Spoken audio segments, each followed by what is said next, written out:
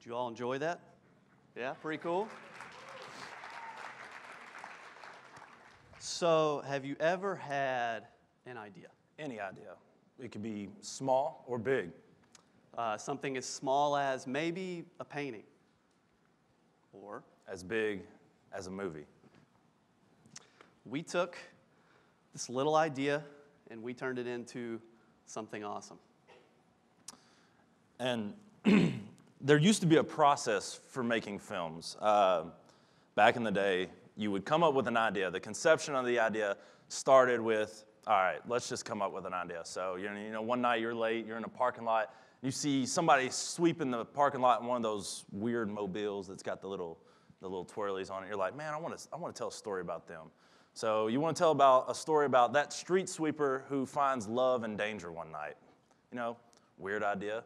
But you start with that, all right? So the old process was you started with your idea.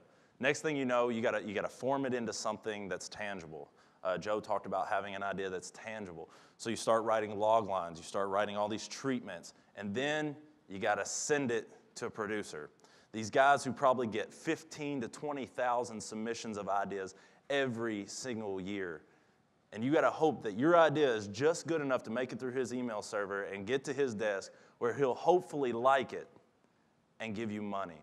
So you can't take an idea in the film industry from conception to realization without funds. And so in the old process, it really was about who you knew. And nowadays, it's more about how many do you know. And as our MC told us about crowdfunding, Kickstarter, which is what we actually used, 5-10 years ago, this whole idea of crowdsourcing didn't even exist. But now it's turned into this beast that lets all of you creative and innovative people not let the burden of funds get in your way. And that's the whole point of this, okay? So this is kind of what crowdsourcing does, okay? So I've got my idea, right? It lets me say, you like my idea, you like my idea, you like it. 4 people like it back there. The other lady who waved at me back there, yeah. Basically, it lets you say, your idea is so awesome that I'm going to just give you money for it because I want to see this come into fruition. That's what it is. That's what it does. That's the whole purpose of it. And as Booba said with the old process, that's no longer the way you have to do it. And that's what we did. We took the route of crowdfunding. I know we had about 20 backers in total, and the way that we had it structured with our on Kickstarter with our crowdfunding was we had certain limits, so it could be from $1 to $15, and we'd send you a copy of the movie.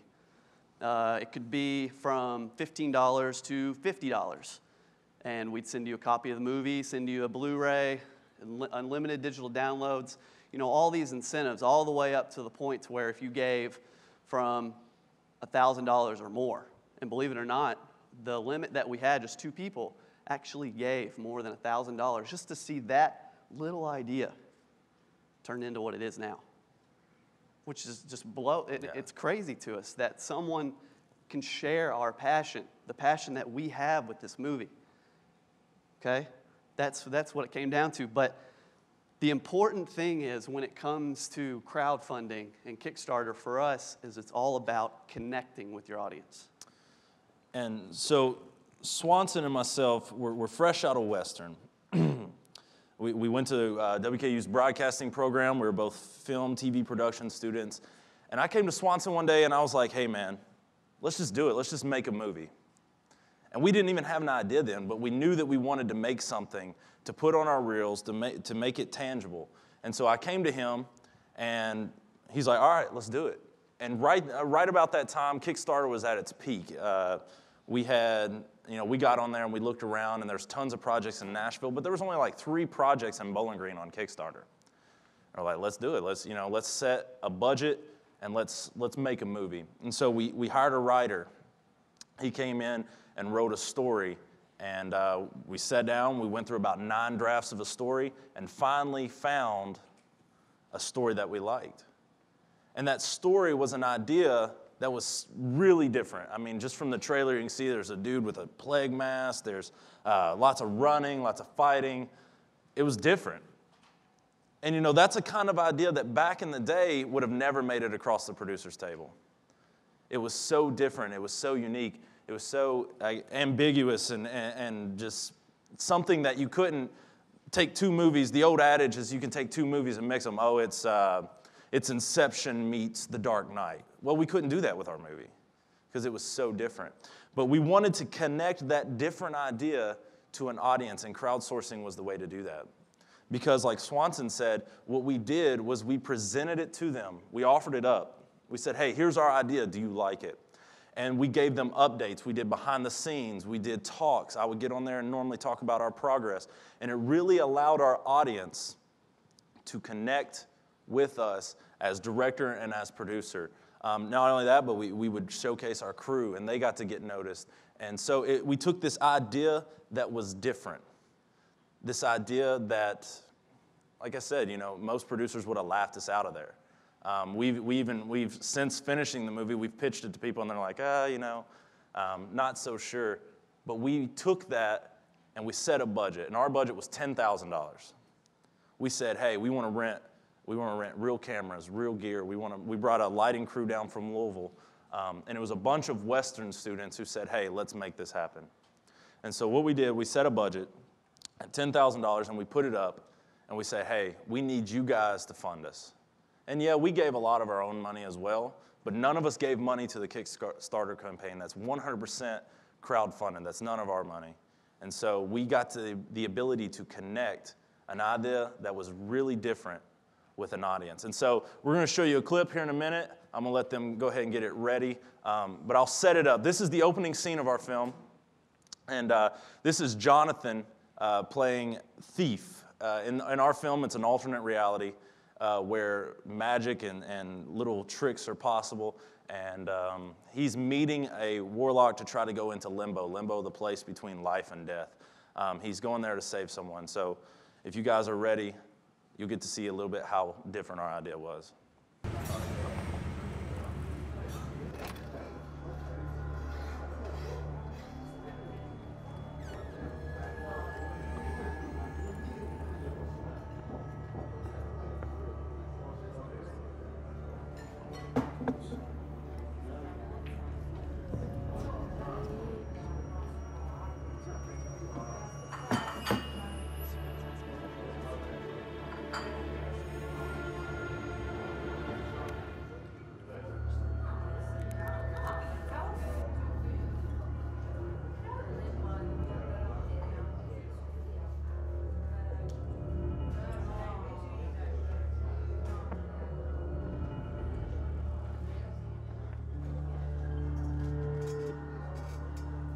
King.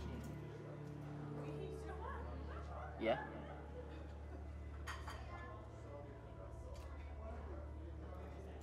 Very good, very good. I was wondering how long it would take for you to find me. Oh, don't you know who this guy is?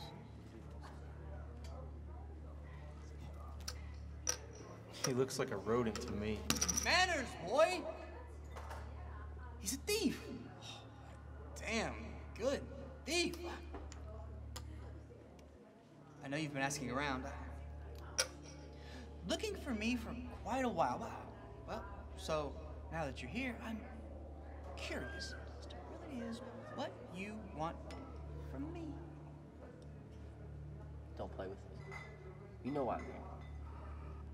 I do. I really want to hear it from you. I'm going into limbo, and I need your help to get me there.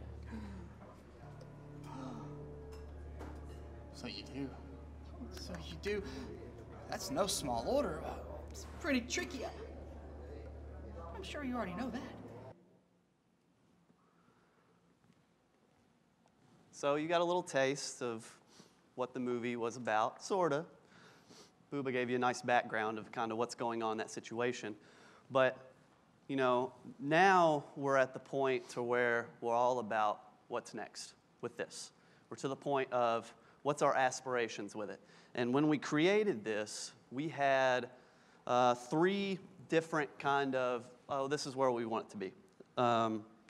One, and the most immediate, which has already happened, we premiered our 45-minute film at the Capitol downtown. And that's because we wanted to try and create a nice film community here. And that was our immediate thing, was because 90% of the people in that are from Bowling Green. The lead character, the thief, he's a Bowling Green native, went to Greenwood. Chris Baker, the crazy-looking dude, he lives here in Bowling Green. The scene was shot at what used to be Three Brothers Bar downtown. So, you know, we wanted to create this type of film atmosphere, and that was the immediate purpose. The primary purpose was we want this to become a series, whether it be television, which is what I hope, because I think it's deserving of television, or online. And that process isn't always so easy. But what crowdfunding and Kickstarter allowed us to do was to create this. See, normally when you go into, like we talked about with the old process, you don't have a tangible substance of what your idea can look like. You don't have that because it's not possible, because you didn't have the money to do this. But now we actually have something tangible that we can say, this is what it can look like. This is what it can do. You know, we've talked about the network, television networks, the CW, which I know, have any of you heard CW? You know the CW? Yeah, Supernatural. Yeah, some girls out there like Supernatural, I'm sure. We've talked about sci-fi, because I'm sure you could see that would fit sci-fi. And then we've also got FX.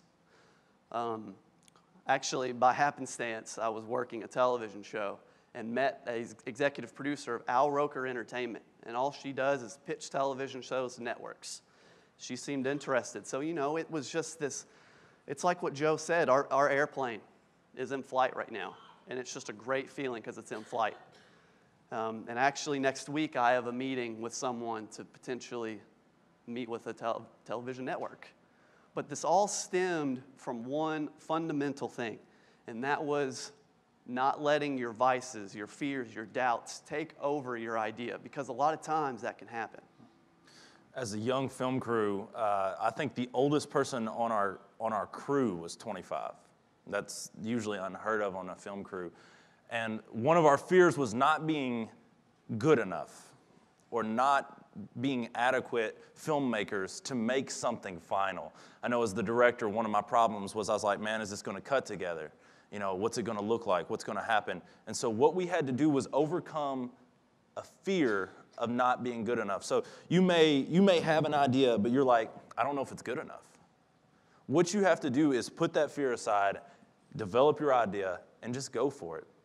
One of my favorite directors is Jean Renoir. He's a French director, and he has a quote that I absolutely try to live by, and that is that art is not the planning. Art is not the conceptual. Art is only in the actual doing. Art is only in the actual doing. So when you start thinking about that, it's not thinking about your idea that's art. But it's only when you put your feet on the ground and you start doing the work that it becomes art. We had to overcome fear. You may have to overcome fear. But any idea, like we talked at the beginning, whether you want to, Kickstarter supports all kinds of things, whether you want to build tables. I know there's a woodworking section on there. Or maybe you want to do metalworking. Or maybe you want to make a movie. Or maybe you want to write a book. You have to start doing. That is the only way to get your idea out there. And thank goodness that now we have Kickstarter as a way to produce and give you funds, something that before there wasn't. 2 broke college kids made a serious TV series pilot because of crowdsourcing and actually getting out there and doing it. Just get out there and do it. So now, we're going to challenge you all. Whatever idea you have, whatever passion you have, go out there and do it. Obviously not right now, because I'm sure the other speaker wouldn't appreciate that. So don't just bolt out the building going and making stuff. But sit there. Do not let your fears take over. You know, be passionate and go do what you want to do. Get those ideas started. So thank you for for watching our speech, and our next speaker, I'm sure she'll do just great. So thank you all. Thank you. Thank you, guys.